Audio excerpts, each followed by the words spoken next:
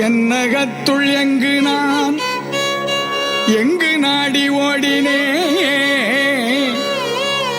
எண்ணகத்துள் என்னை நான் அறிந்திலாததாக என்னகத்துள் என்னை நான் அறிந்துமே தெரிந்த பின் என்னகத்துள் என்னை அன்றி யாதும் ஒன்றும் இல்லையே.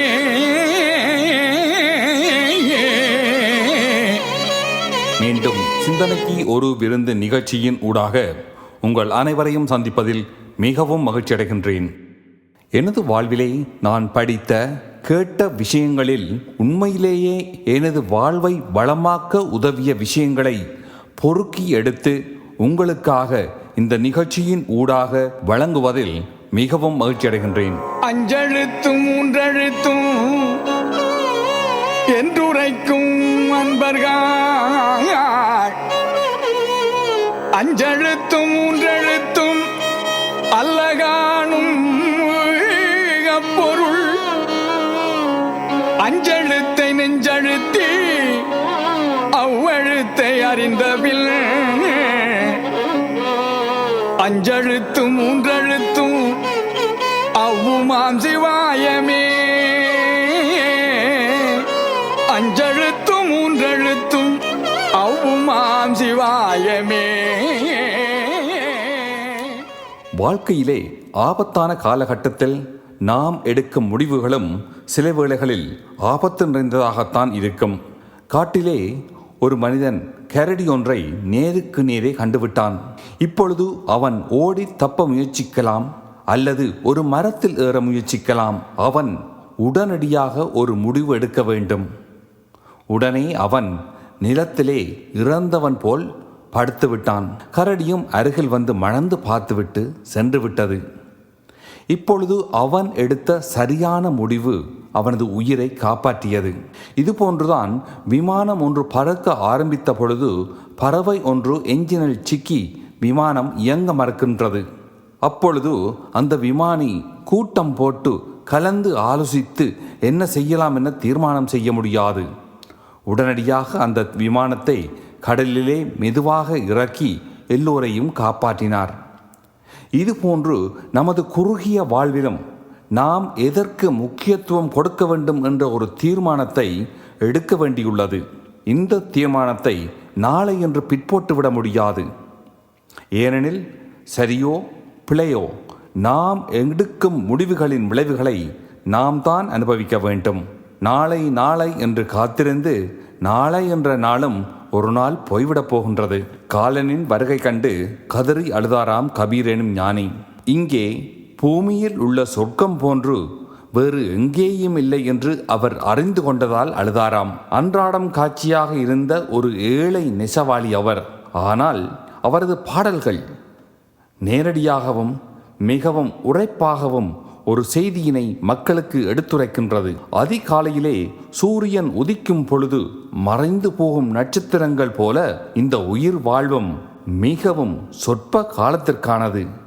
எனவே இந்த சொற்ப காலத்திலே உங்களது வாழ்வை மற்றைய அர்த்தமற்ற விடயங்களில் செலவழிக்காது உண்மையிலே உங்களது உள்ளத்திலே குடிகொண்டுள்ள கடவுளை அறிந்து உணர்ந்து வாழ்வை ஆனந்தமயமாக்குங்கள் என கூறினார். அவர் உலகத்து சம்பிரதாயங்களை பகுத்தறிவு கொண்டு பார்த்தார். நதியிலே நீராடி மோட்சத்திற்கு செல்லலாம் என்று கூறுகின்றீர்களே, அவ்வாறானால் அந்த நதியிலேயே எப்பொழுதும் வாழ்கின்ற மீன் சொர்க்கத்திற்கு போகுமா என கேட்கின்றார் கபீர். இது மட்டுமன்றி பல ஞானிகளும் மகான்களும் நம்மை வெளித்தெழ வைக்க பல பாடல்களை பாடிச் சென்றுள்ளார்கள். சிவவாக்கியர் என்ற ஞானி என்ன கூறினார்? ஓடி ஓடி ஓடி ஓடி உட்கலந்த சோதியை நாடி நாடி நாடி நாடி நாட்களும் கடந்து போய் என்று கூறுகின்றார். ஓடி ஓடி ஓடி ஓடி உட்கலந்த சோதியை நாடி நாடி நாடி நாடி நாட்களும் கழிந்து போய் ஓடி ஓடி ஓடி ஓடி உட்கலந்த சோதியை நாடி நாடி நாடி நாடி நாட்களும் கழிந்து போய் வாடி வாடி வாடி வாடி மாண்டு போய்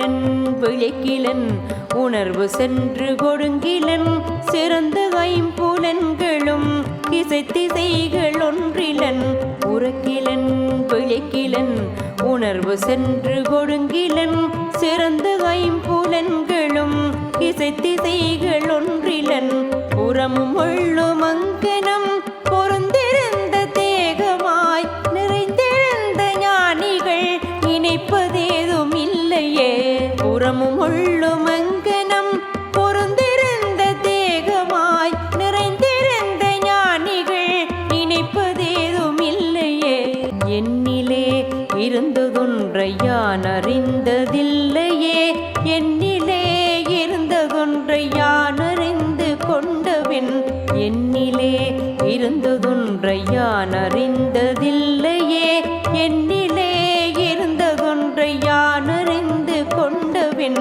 என்னிலே இருந்த ஒன்றை யாவர் காண வல்லரோ என்னிலே இருந்திருந்து யான் உணர்ந்து கொண்டனே என்னிலே இருந்த ஒன்றை யாவர் காண வல்லரோ என்னிலே இருந்திருந்து யான் உணர்ந்து கொண்டனே செய்யதெங்கிலே இளநீர் தேட்ட காரணங்கள் போல் ஐயன் வந்து என்னுள்ளம் புகுந்து கோயில் கொண்டனன் செய்யதெங்கிலே இளநீர் தேட்ட காரணங்கள் போல் ஐயன் வந்து என்னுள்ளம் புகுந்து கோயில் கொண்டனன் ஐயன் வந்து என்னுள்ளம் புகுந்து கோயில் கொண்ட பின் வையகத்தில் மாந்தர் முன்னம் வாய் திறப்பதில்லையே ஐயன் வந்து என்னுள்ளம் புகுந்து கோயில் கொண்ட பின் வையகத்தில் மாந்தர் முன்னம் வாய் திறப்பதில்லையே.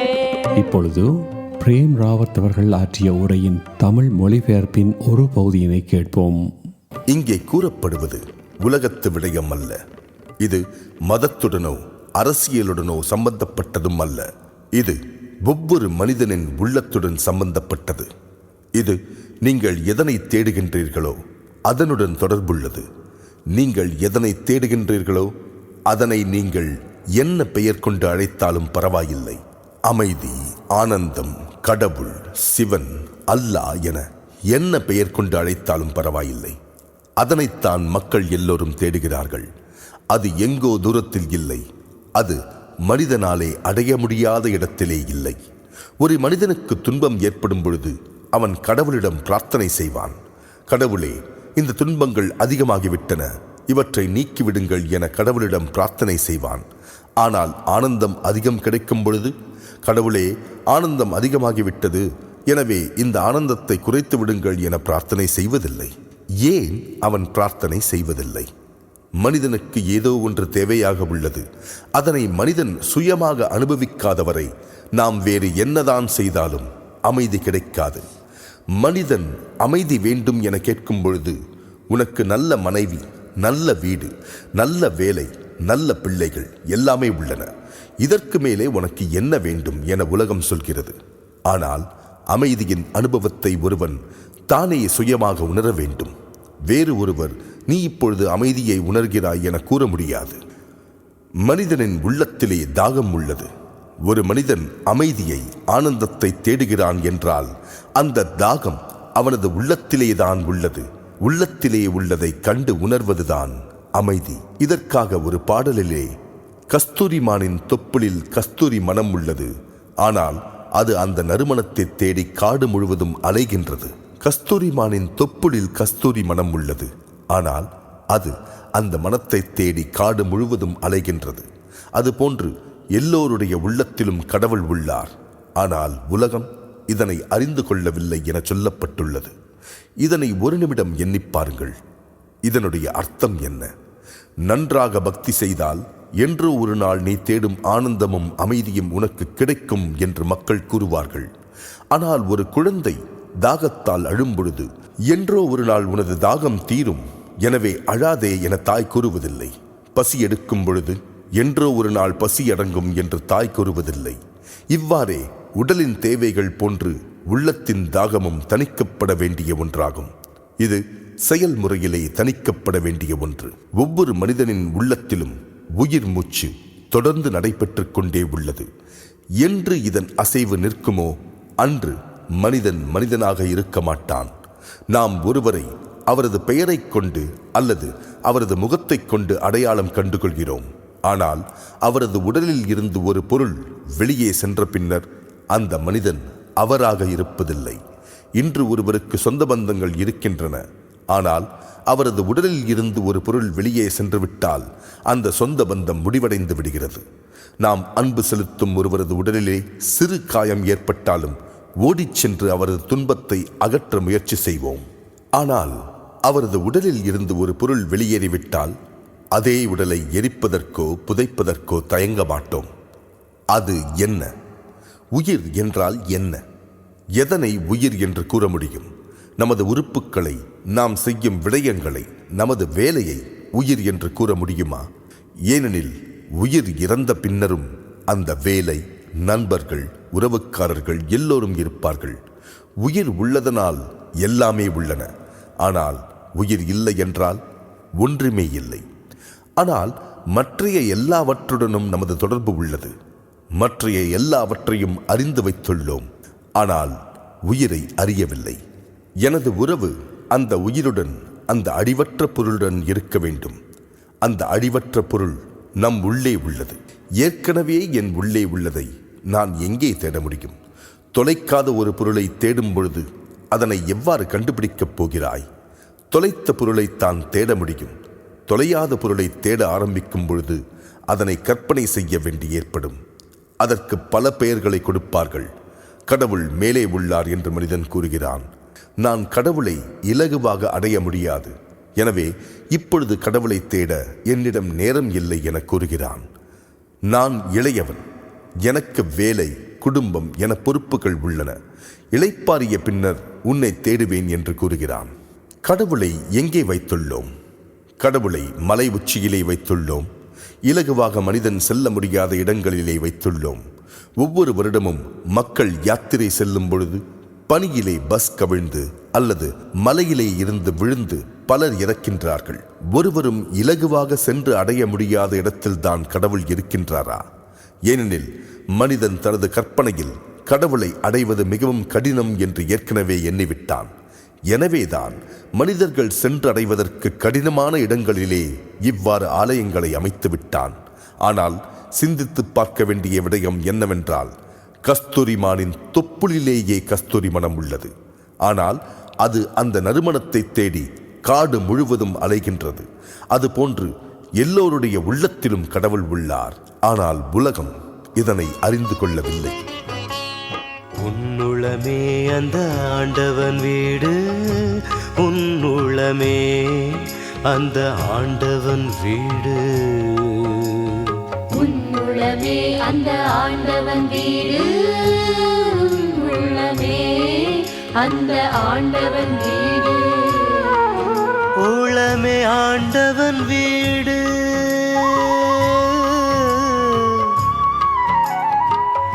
ஆண்டவன் வீடு.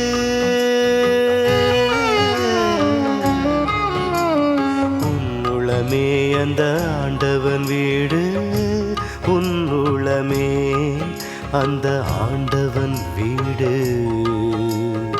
உன்னுளமே அந்த ஆண்டவன் வீடு, உன்னுளமே அந்த ஆண்டவன் வீடு. அங்கும் இங்கும் அவனை தேடி ஏன் அலைகின்றாய் மனிதானி? ஏன் அலைகின்றாய் மனிதானி? ஏன் அலைகின்றாய் மனிதானி? உன்னுள்ளேதான் அவன் தன் வாசம், உன்னுள்ளேதான் அவன் தன் வாசம், உன்னுள்ளேதான் பேரின்பம். மீண்டும் உங்கள் அனைவரையும் சந்திக்கும் வரை அன்பு வணக்கம் கூறி விடைபெறுகின்றேன். நன்றி. ஆண்டவன் வீடு, உன்னுளமே அந்த ஆண்டவன் வீடு. உன்னுளமே அந்த ஆண்டவன் வீடு, உன்னுளமே அந்த ஆண்டவன் வீடு.